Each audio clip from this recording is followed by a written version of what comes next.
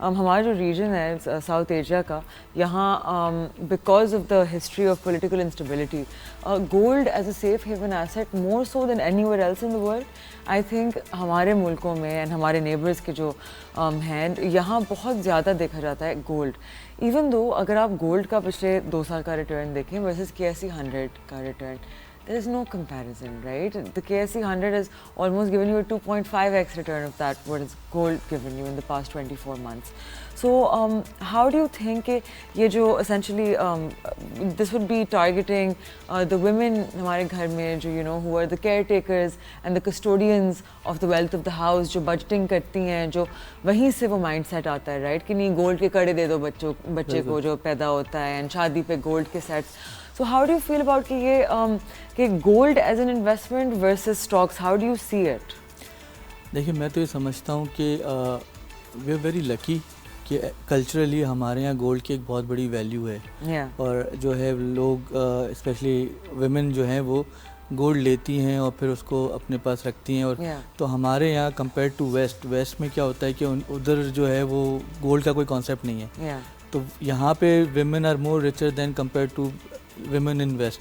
तो ये हमारे लिए बहुत अच्छी चीज़ है कि लोग कल्चरली एटलीस्ट इन्वेस्टमेंट्स का कॉन्सेप्ट है उनके पास और वो गोल्ड लेके रखते हैं। तो ये एक हमारे लिए बहुत पॉजिटिव है। हाँ, अवेयरनेस क्रिएट करने की ज़रूरत है हमें क्योंकि एक्विटीज़ का रिटर्न अगेन जो है वो लॉन्ग टर्म में जो है वो out performs gold and other asset classes.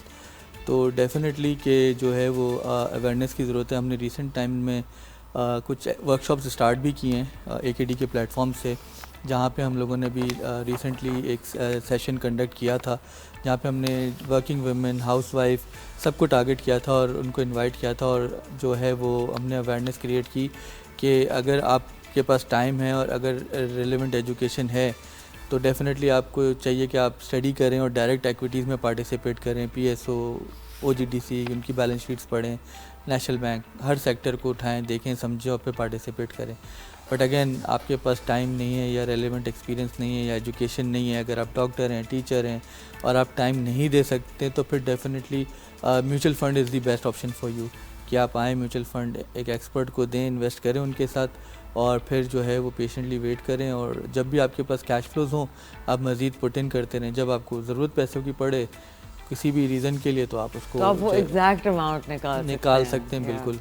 तो ये सेशंस इन चीज़ों को हम टारगेट कर रहे हैं। ऑब्वियसली अब मैं ये नहीं बताऊंगा कि पहले करना चाहिए था, नहीं करना चाहिए था, but again steps in the right direction है। और यहाँ से भी हमें ये एक्सरसाइजेस करनी है, चाहे हम करें, आप करें, ब्रोकरेज हाउसेस करें। तो इस तरह की चीज़ों की ज़रूरत है। और not only the more the market grows, the more all of us grow as institutions, as individuals, exactly. because more people come to invest, then हमारा ही काम बढ़ेगा। Exactly.